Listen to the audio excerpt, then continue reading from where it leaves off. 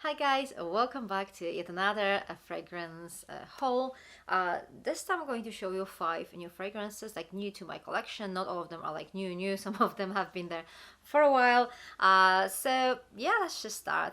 So the first fragrance I'd like to show you is Viktor Rolf Bon Bon. So this is the fragrance I spent my Look Fantastic voucher for. If you don't know about the Look Fantastic kind of idea of scent box, you can see the last unboxing here. I'm going to link it above my head. So the idea behind the Look Fantastic scent box is that you pay £55 for a box of like minis, not samples, minis, like I don't know, 7-8 mils minis in those really cute bottles, and on top of that you get a £55 voucher to spend on a fragrance of your choice.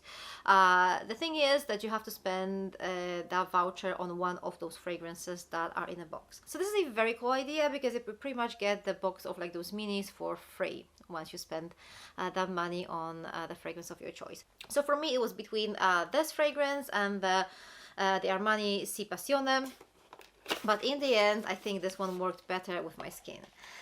So I have to tell you, I mean, this is the bottle. I actually really like it. It is very girly, but it doesn't really seem tacky to me. Maybe because it's actually really sturdy and there's nothing really cheap about it. Like the cap it doesn't feel cheap. The glass is actually quite thick and nice. So that's probably the reason why it doesn't really feel tacky to me. And I kind of expected something like super sweet, girly, and caramelly from that scent. But you know what? I think with Viktor Rolf, I cannot assume things. Like I was super surprised with the flower bomb because it smelled completely different to what I expected, and it's the same story with this one. This is not your typical caramel bomb. It's not like that. This is so much more sophisticated. So the notes here are the top notes: peach, mandarin, orange, and orange. The middle notes: caramel, orange blossom, jasmine, and then base notes: amber, sandalwood, gaiac wood, and cedar. So you can actually smell those like citrusy notes in here, but they're not like too sour. They give this fragrance a little bit of a twist, but they don't give that proper tanginess, and definitely some woodsy notes and some amber too. So yes, this is a caramel scent. Yes, you can actually smell some of those like fruity notes. They don't really give like a proper tanginess, but they give a bit of a twist to the scent. And there is this like a woody base, which actually makes it so much classier than you would actually expect. I mean, don't get me wrong, this is not your classiest fragrance in the world. This is more of a sexy type of scent. But this is not your typical kind of almost edible gourmand. It's not like that. So I'm super happy with this purchase, and let's see what else I got. So the second new fragrance in my collection is L'Interdit by Givenchy, and this is Eau de Parfum Rouge, and this is one of the newer scents in here. I think it's probably the newest one of them all. I don't know. It seems like it is.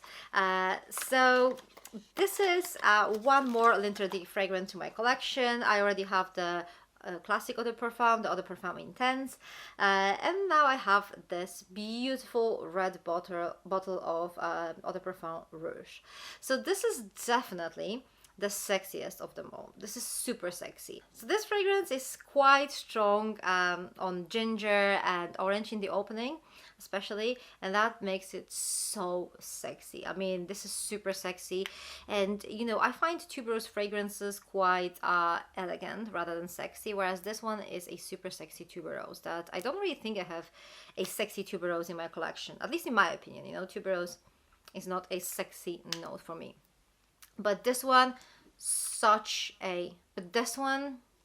super intoxicating. So the notes here are the blood orange and ginger in top notes, and middle notes tuberose, jasmine, pimento leaf, and then we have in base notes patchouli, sandalwood, and vetiver. Simple yet efficient. Such a beautiful scent. I'm not really sure if I prefer this one or the intense version, because up till now the intense version was actually my favorite of the two I had, whereas now I'm not really sure because I really like that one too. Okay, moving on, the next fragrance I have is another flanker. This is La Belle Intense. So this one is actually quite old. I think it is possibly discontinued. I'm not really sure, but I think it is. It was not really easy to find it. And this is pretty much what you would expect from an intense version of the La Belle. I like this kind of like a little bit smoky glass. I don't know if you can see that, but it's like much more like nostalgic. And this scent is just so stunning. But let me tell you, I do like the original La Vie Belle. So I think if you hate it, don't even go for the intense version, because this is definitely the same DNA. It's just better, in my opinion. There's this whipped cream note, there is hazelnut. It just makes it so yummy. Such a beautiful scent, really. I definitely prefer this to the original one, but I will say if you really, really can't stand the original one, I don't think this will change your mind, or this will make you change your mind. Okay, the top notes here are pear, pink pepper, currant buds, orange, and bergamot. The middle notes are iris, tuberose, lang lang, orange blossom, and jasmine sambac. And then base notes, whipped cream and hazelnut. And let me tell you, those base notes, they're quite prominent here. They're quite prominent here, and they appear quite quickly. So it's not like you have to wait like an hour till you can actually see them or smell them. Such a beautiful scent. This is going to be one of probably my most worn fragrances this winter. Okay, let's move on to something that's a little bit coincidental. I mean, I did not really buy it. This is the Sarah Jessica Parker Lovely You. So I got this fragrance in one of my advent calendars. That's why I have it. That's not something I would have purchased otherwise, but since I have it, then you know, we can talk about it, why not? So this is the bottle, and the scent itself, very musky, very floral. On my skin, very soapy. I mean, to my nose, this is a very soapy scent, so very clean soapy scent. To me, musky scents usually smell very like clean and a little bit soapy too, so that's probably the reason. If I were to compare this to the original Lovely, I think the original one is much more like sophisticated and smells more expensive, because the original one actually gives you a lot of like a Narciso Rodriguez impression. This is a little bit too soapy for my liking. I mean, I still don't know what I think about it, you know, because I think this could be like a good scent to a good bedtime scent. I do have my little collection of like bedtime fragrances, so I think this could actually be this could actually work quite nicely at nighttime. Also, this could be like a good scent when you're just chilling at home and you kind of want this kind of like relaxing but also like clean scent. I don't know. I'm not really sure what to think about it yet. It's not love. Whether I'm going to keep it or not, I'm not really sure yet. I kind of like it, but this is not something I would like highly recommend you or anything like that.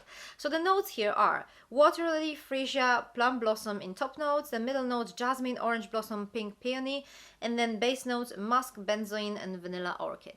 So yeah, pretty much a musky floral scent. Okay, the last fragrance in this haul is a body mist by Sol de Janeiro. So everybody raves about these body mists recently. I got to try one of them so far and I loved it.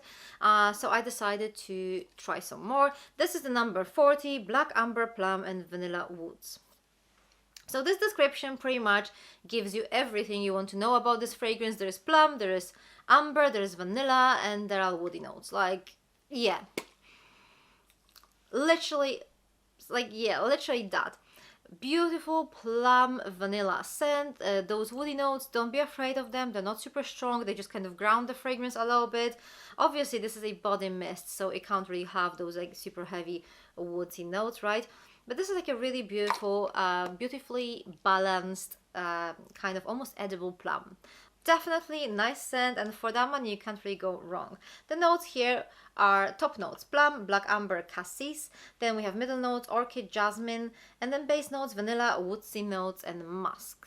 So really nice one. The thing is, like, those fragrances seems very like autumnal, wintry to me. I don't know why. Maybe because they are so sweet. I can't really imagine wearing this in spring and summer, even though this would be some sort of like a natural kind of time to wear like body mists, but these fragrances are a little bit sweet for that season. I mean, for my liking, obviously, everybody's different. If you love wearing these in summer, then I don't see any problem in that. For me, these are perfect, like autumnal, wintry scents. This plum, the other one I have has this like macadamia kind of and vanilla notes. Very pretty, but also very kind of autumnal / wintry. So yeah, another one that I'm probably going to wear a lot these days. And this pretty much concludes my fragrance haul. So what do you guys think? Have you tried any of these fragrances, or are you maybe planning to purchase one of those? Please let me know your thoughts down in the comments below. Thank you very much for watching. For more fragrance content, check those videos here. I'm going to see you very soon in my next video. Take care, bye!